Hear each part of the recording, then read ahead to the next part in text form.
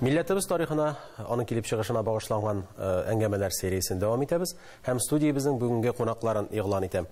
Тарих фәннәре докторы, этнолог Дамир Исхаков, сәясәт белгече Руслан Айсин һәм Башкортстан егете, тарих фәннәре кандидаты Илнар Гарифуллин. Хәерле көн исәмез. Инде төп темабызны игълан итәргә вакыттыр. Мишәрләр һәм аларның татар милләтенә мөнәсәбәте дигәч тә, Дамир абый кылт итеп уйлап куябыз, бу инде безнең компонентыбызның иң зур өлеше түгел микән? Иң зур өлеше түгел, әмма иң әһәмиятлесе.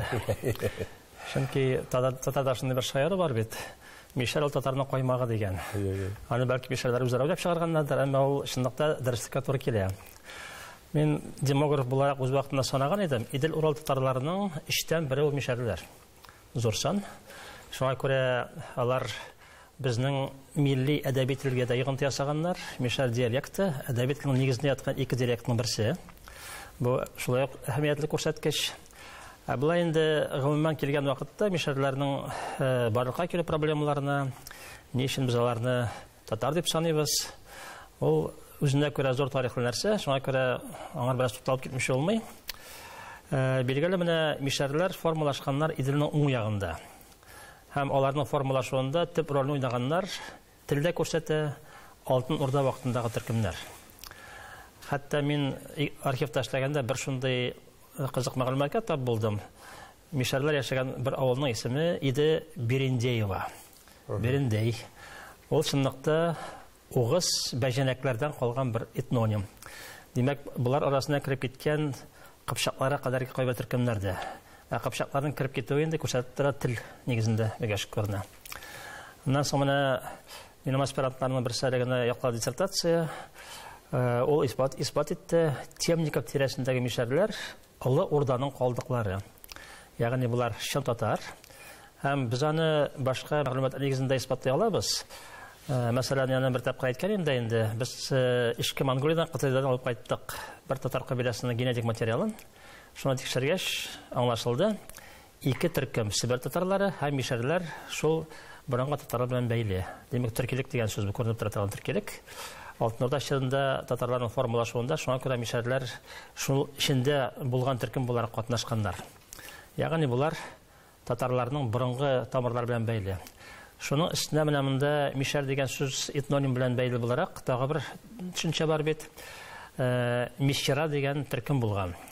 Шул мишчера дигән төркем монда ул русларның географик төшенчәсе дә булып йөри. Мишчерская низменность дигән төшенчә бар.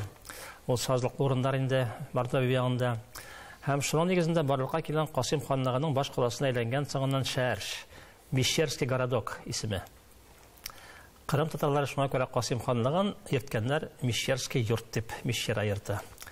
Моны аңларга була, чөнки шушы географик төбәктә формалашкан Касыйм ханлыгы да һәм татарлар да шунда яшәгәннәр. Һәм менә бу Касыйм татарлары белән берлектә Мишәрләр дә Касыйм ханлыгының халкын тәшкил иткәннәр. Аны менә Шагали килгән вакытта Казанны алырга еш кына күп кенә аның отрядында шушыннан чыккан татарлар булганнар. Шундыкта саф Касыйм татарларының саны аз булган. Шуңа күрә монда мишәр отрядлары да булган алар арасында. Касыйм ханлыгының татарлары бу. Менә бу Мишчера дигән исемне галимнәрнең фикерләре буенча бәлки калган диләр Мажар дигән, ягъни венгрларның бабаларының исеменнән калган дигән фикерләр дә бар. Һәм аның булуы мөмкин, чөнки монда борынгы катлам ул берташлар дип йөртелә. Берташларны кайбер галимнәр бәйлиләр шулай угар төркемнәре белән. Ләкин шунысы билгеле, археологлар аны төгәл билгеләделәр. Монголлар килер алдыннан мишәрләр яшәгән районнарда болгар археолог һәйкәлләр таралган булган. Димәк, бу үзенә күрә шушы Идел Булгарстаны белән бергә үскән бер төбәк булган һәм халкы да тугандаш булырга тиеш. Чөнки мин күп тапкыр әйттем инде, Булгар составында шулай угарлар булганнар. Менә кирип чыгамында шундый катламнар, борынгы катлам теге борынгы төркемнәр һәм угарлар, болгарлар һәм угарлар була инде. Аннан соң килеп чыга Алтын Урда татарлары, ичендә кыпчаклар калганнар. Менә шуннан формалашкан мишәрләр.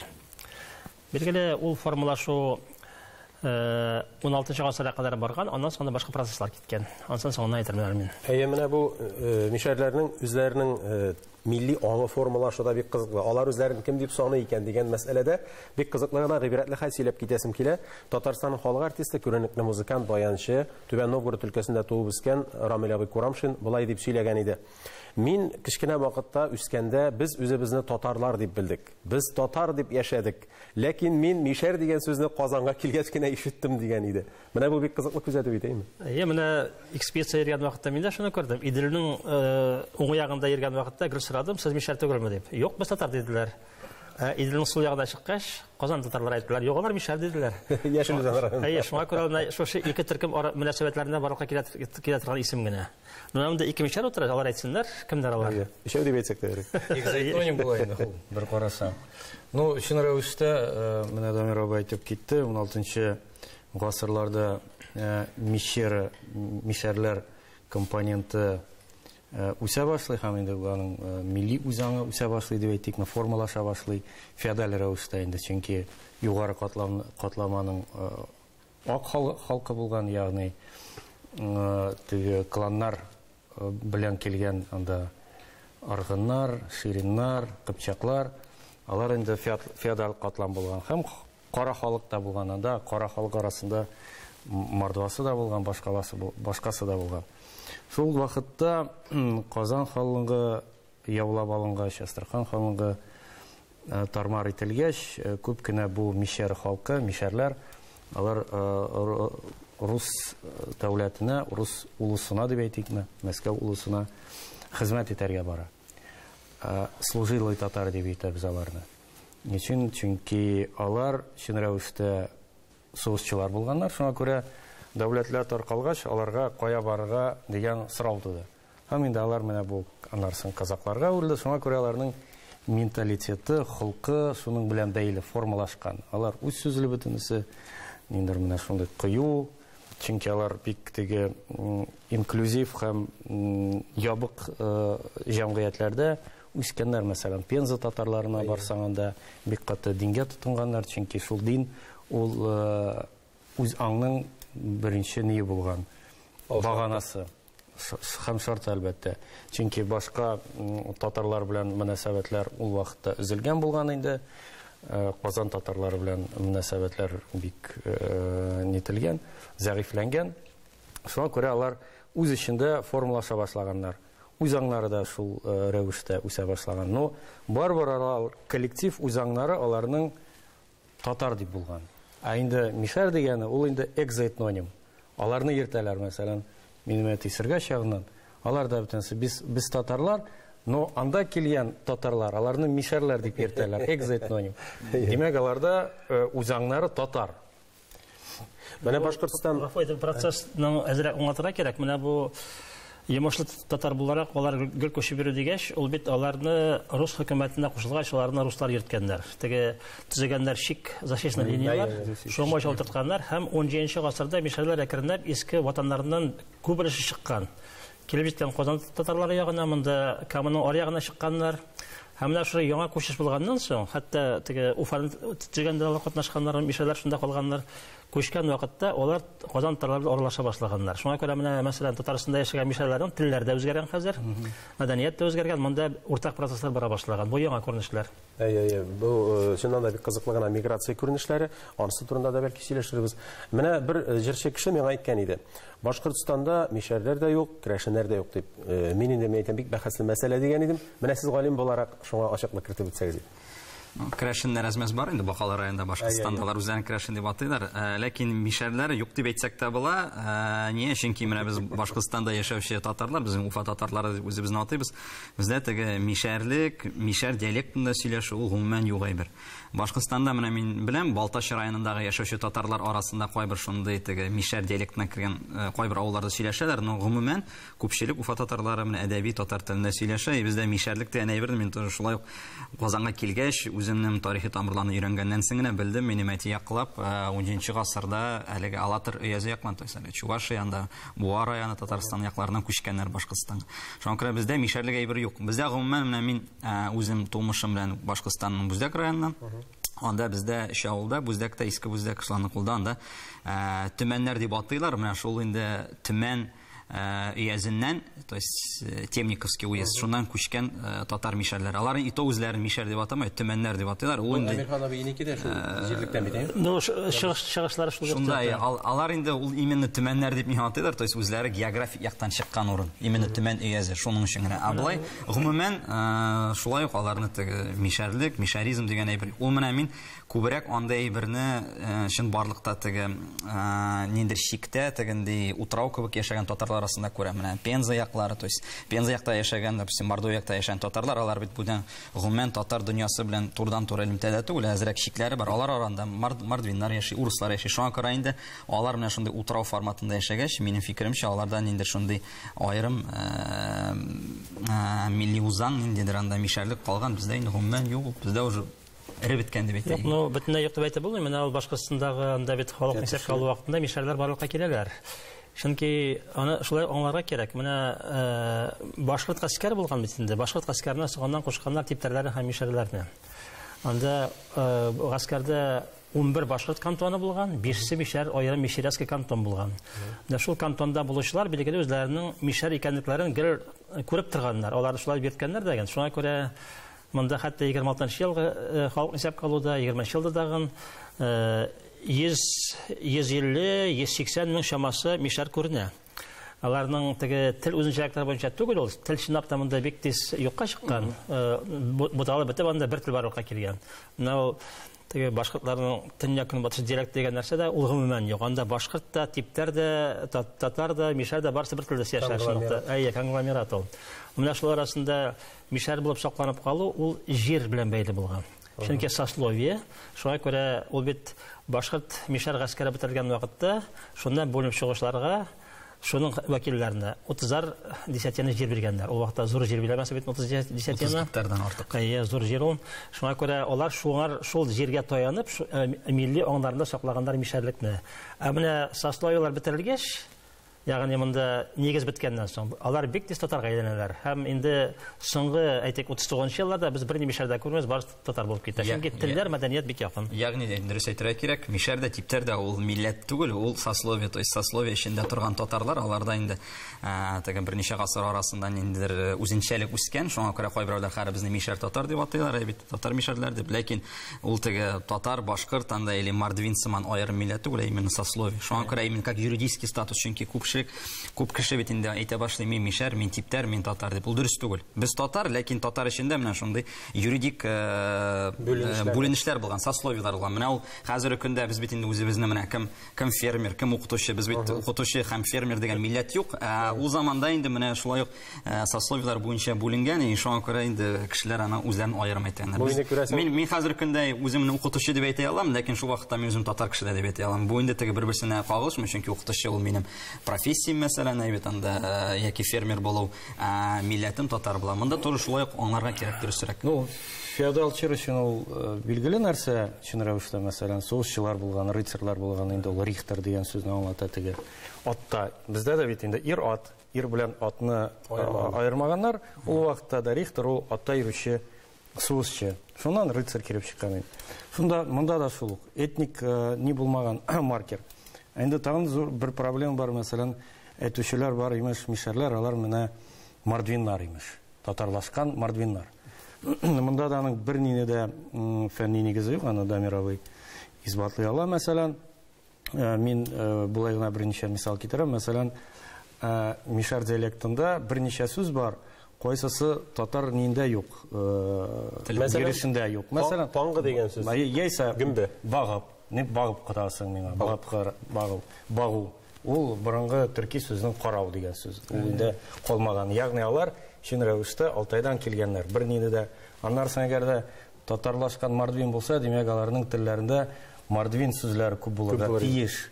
Руслан, ул бит әйтик гөмбә дигән сүз керә икән, ул бит билгеле күчмәләр гөмбә ашамаган. Алар монда килгәч танышканнар, мордван исемен алганнар, бу аңлашыла торган нәрсәләр. Ягъни предмет үзе булмаган, алар килеп кергән тормышка. Менә Башкортстан дигәннән Благовар районы һәм Кушнаренко районында да алар шактый яши дип беләм безнең Балташ, Благовар, Куштарин. Ләкин аларның сөйләтмешек телләрендә ул сизелми. Тәтешле. Менә Балташтагыларда әзрәк кайбер авылларда сизелә. Кайбер авылларда мин андый кешеләрне күргәнем юк, но миңа әйткәннәр андый кешеләр бар дип. Үзем күргәнем юк. Кушнаринда, Балташта, менә бездә Бүзәк районында ул шул ук мишәр татарлары дип әйтәләр инде, авылларның тарихын өйрәнсәң, но анда сүзләре, телләрендә бер ни аермасы юк. Диалектологлар ул тарафта әйткәннәр безнекеләр, анда безнең диалектологлар мишәр элементлары сакланган урыннарны язганнар, бар анда урыннары.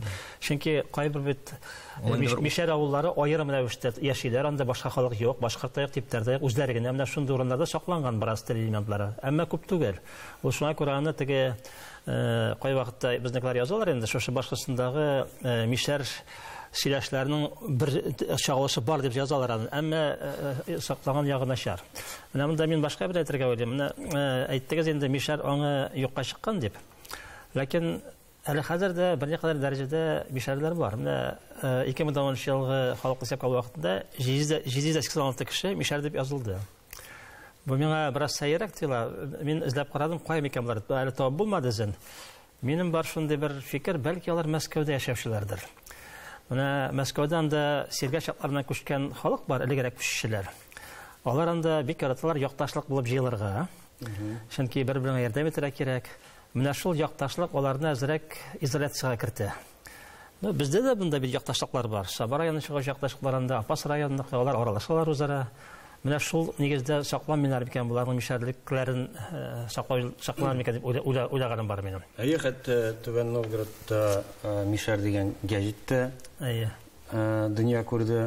2000 елларда җәмгыятьләре дә бар иде мишәр. Мишәр дигән безнең Чувашиядагы коллективта бармы хәзер? Бар. Шуңа күрә ул теге махсус эшләнелә торган әйбер түгел, но әмма ләкин аларның теге субэтник маркерлары килеп чыга. Без менә каймаклар дип, менә шуңа күрә. Булай карасаң инде Мәскәүдәге яшәүче Сыргач мишәрләре күбесендә анда Мордовиядан, икенче урында Мордовиядан килгән мишәрләр. Алар инде хәзерге вакытта үзләрен татар дип йөртә, шуны рәвештә, чөнки анда Мәскәүдә 85% татар шул мишәрләр. Һәм инде аларның шул этник, субэтник идентификация ул инде юкка чыккан минемчә. Мин алар белән аралашам, андагы минем туганнар да бар, алар үзләрен мәсәлән мишәр дип санамыйчыннан рәвештә аларның телләре бетеп бара. Телләре бетеп бара.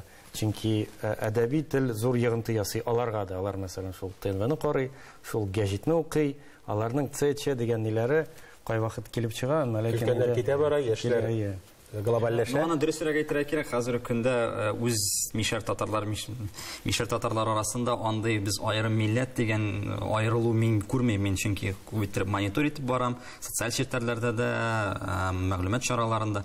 Монда күбрәк теге бүтән безнең милләт вәкилләре, икенче галимнәр дип әйтәйек инде, бүтән милләттән чыккан алар күбрәк әйтә башлыйлар. Менә сез аерым халык, сез татар түгел, менә аерым булып язылыгыз дип. Менә бу турыдан-туры нәрсәне күрсәтә. Мишәрләр, татар мишәрләре, алар үзләрен хәзерге көндә Аллага шөкер аерым милләт дип сизмиләр. Алар татар милләтенең бер кисәге дип тоталар бит. Аерым булса да без татар каймагы дип әйтсәләр дә, ләкин татар, именно татар каймагы, аерым халык түгел.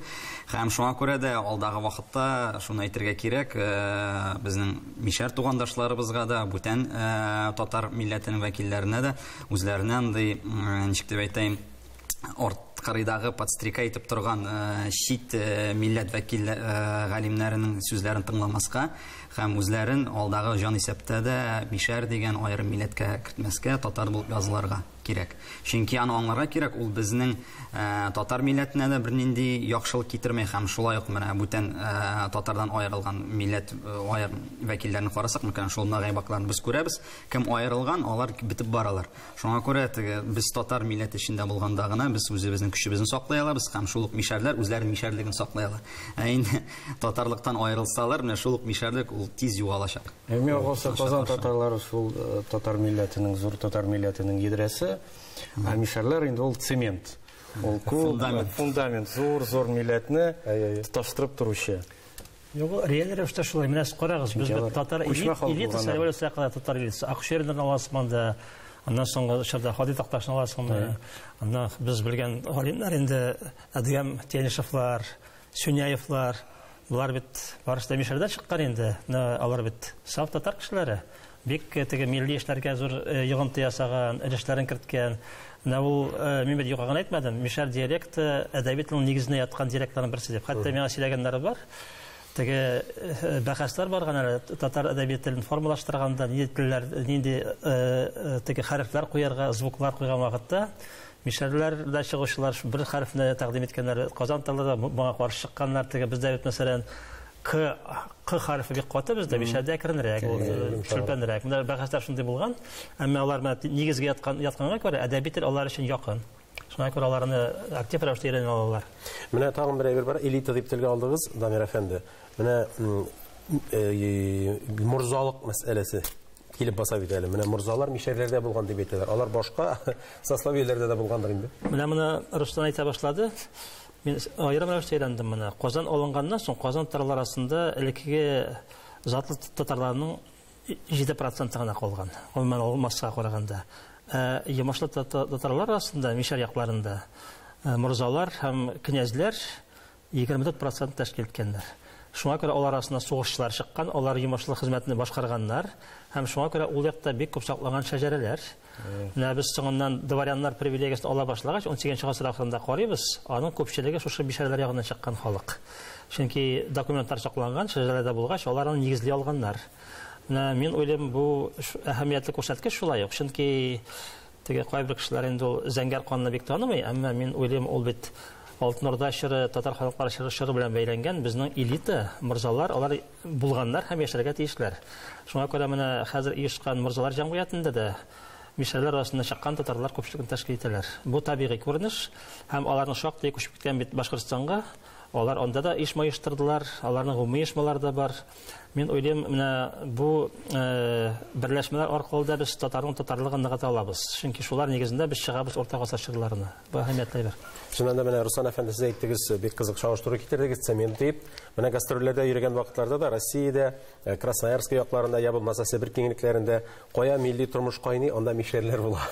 Шундый күзәтү бар иде. Чөнки алар 18-нче, 19-нче елга кадәр күчеп йөргәннәр, чөнки алар бит инде служилый халык булган. Тегедә монда сәүдәгәр. Яисә сәүдәгәр чын рәвештә. Аннан инде теге пенсияга чыккач дип әйтгәндә, алар шунда төпләнгәннәр, шунда утырганнар, мәсәлән, Красноярскида булсын, башка җирдә булсынмы. Шуңа күрә аларның канында бар. Аннан бит инде менә Дамир абый әйтеп китте. Чын рәвештә алар теге ак халык буларак, ягъни феодаль халык буларак, князьлар, беклар, алар һәр вакыт сугыш белән һәм ниндер теге куркыныч әйберләр белән гел эш иткәннәр. Шуңа күрә аларга ул әйбер нормага кергән. Сәяхәт кылу, сугышка бару, яңа җиргә күченеп килү, анда тормышны киләү. Алар өчен норма. Алар өчен норма. Ул зимагорлык түгел, менә мин конкрет мисал китерәм, экспедиция тормышыннан. Тамбов ягында да татарчын дигән авыл бар, бөтен авыл халкы тенешләр. Монда килгәннәр халыкны чукындарга. Мин сорыйм, ә каясың сездә керәшеннәр? Юк бездә. Ничек юк? Ә менә дә килгән булганнар бер бабай сөйли. Төнлә белән бер взвод солдатны кискәннәр дә күмеп куйганнар. Попы белән бергә. Шуннан шукымыш калганнар дип. Алар теге сугышчы булганга күрә куркып тормаганнар, эшләрен эшләгәннәр. Ул мишәрләрдә андый ни бар ул? Катлык. Сугышлар психологиясе. Менә Урта Ләзән авылы инде данлыклы бар, мәсәлән, Пензада, Пенза өлкәсендә. Менә анда аларның йогынтысы шундый көчле ки, хәтта менә тирә-юньдәге авыллар, рус авыллар, казак авыллары буларның ниенә кергәннәр?